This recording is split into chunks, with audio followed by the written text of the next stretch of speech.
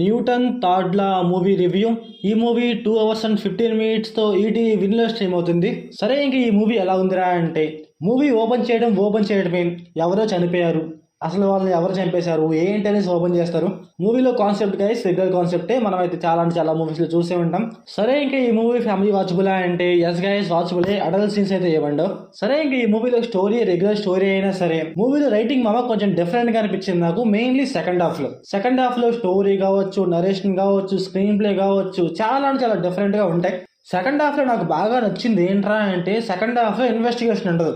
Only ఏంటంటే story చెప్పుకుంటూ వెళ్తారు అంతే. మధ్యలో పోలీసులు వాళ్ళు వీళ్ళు అంటూ ఎవరు రారు. అదే నాకైతే బిగ్గెస్ట్ ప్లస్ పాయింట్. అలాగే సెకండ్ హాఫ్ లో ఒక 2-3 ట్విస్టులు ఉంటాయి. ఆ ట్విస్టులు గైస్ చాలా బాగుంటాయి. సెకండ్ హాఫ్ లో డైమండ్స్ అనేసి, ఎవరో చంపేశారు అనేసి, ఫ్రెండ్షిప్ అనేసి, వీళ్ళిద్దరూ డబ్బు కోసం ఏదో చేసేద్దాం అనేసి ఏదో చేస్తా ఉంటారు. ఇది ఏదైతే ఉందో మనకైతే కొంచెం పర్లేదు, ఓకే అనిపిస్తూ ఉంటది. అలాగే మూవీ క్లైమాక్స్ లో మామ ఒక పెద్ద ట్విస్ట్ ఇస్తాడు. ఆ ట్విస్ట్ గైస్ చాలా బాగా అనిపించింది.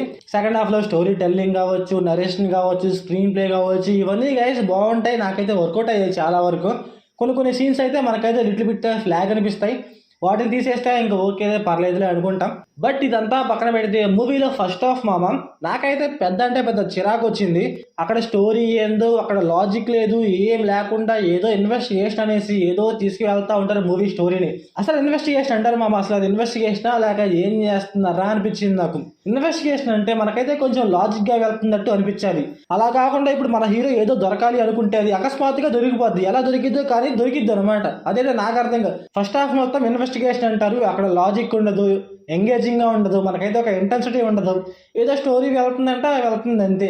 ఎందుకు వెళ్తుందో తెలియదు, కాకపోతే తీసుకువెళ్తా ఉంటున్నాడు. ఎవరో చనిపోయారు, ఎవరు చంపేశారు ఏంటి ఇది అనేసి తీసుకువెళ్తా ఉంటాడు. అలాగే మూవీలో పార్ట్ 1 అండ్ పార్ట్ 2 ఉంటాయి గైస్. ఫస్ట్ హాఫ్ వచ్చేసి పార్ట్ 1, సెకండ్ హాఫ్ వచ్చేసి పార్ట్ 2. ఈ పార్ట్ 1 లో ఇతన్ని ఎవరు చంపేశారు అనేసి ఒక చిన్న జస్టిఫికేషన్ ఇస్తాడు మామ. అదైతే నాకైతే అసలు నచ్చలేదు.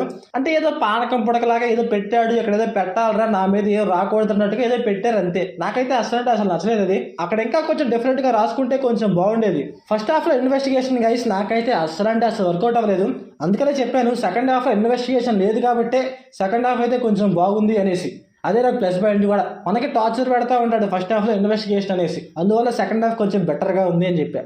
బట్ సెకండ్ హాఫ్ వైజ్ కొంచెం బాగుంటుంది అనమాట. స్టోరీ కావచ్చు, స్క్రీన్ పై ఎంత కొంచెం డిఫరెంట్ గా ఉంటే కొంచెం బాగుంటది. మిగతా ఏంటంటే ట్విస్ట్లు టర్న్స్ ఇవి కొంచెం బాగుంటాయి. Second half is two different, first half is two different. So overall గా మూవీ ఎలా ఉందిరా అంటే నాకైతే యావరేజ్ గైస్. మీరు బాగా ఖాళీగా ఉన్నాం అనుకుంటే ఒకసారి ట్రై చేయండి ఖాళీగా ఉంటే. సో మీరు మూవీ చూసుకుంటే మీకు ఎలా అనిపించిందో కామెంట్ చేయండి. So thanks for watching.